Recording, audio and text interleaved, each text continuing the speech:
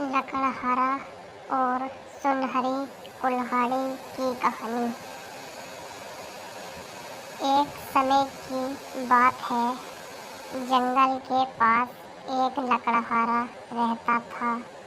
वो जंगल में लकड़ी इकट्ठा करता था और उन्हें पास के बाजार में बेचता था, कुछ पैसे कमाने के लिए।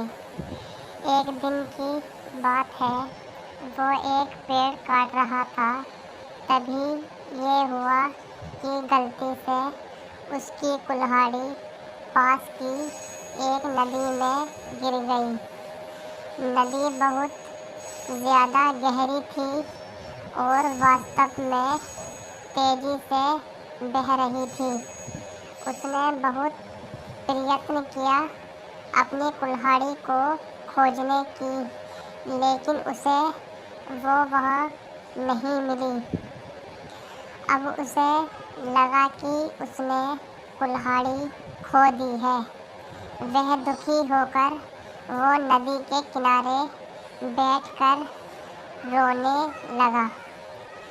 उसके रोने की आवाज़ सुनकर नदी के भगवान उठे और उस लकड़हारे से पूछा कि क्या हुआ।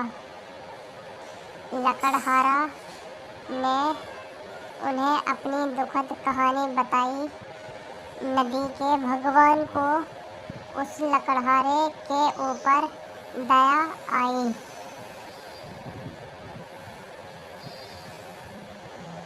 और वो उसकी मेहनत और सच्चाई देखकर उसकी मदद करने की पेशकश की।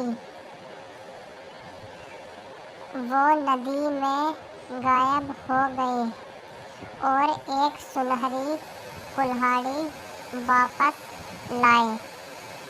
लेकिन लकड़हारे ने कहा कि यह उसकी नहीं है।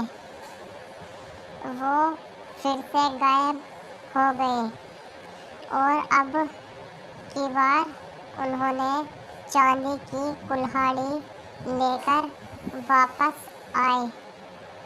लेकिन इस बार भी लकड़हारे ने कहा कि ये कुल्हाड़ी उसका भी नहीं है। अब नदी के भगवान पानी में फिर से गायब हो गए और अब की बार वो एक लोहे की कुल्हाड़ी के साथ वापस आए। लकड़ी और कुल्हाड़ी देखकर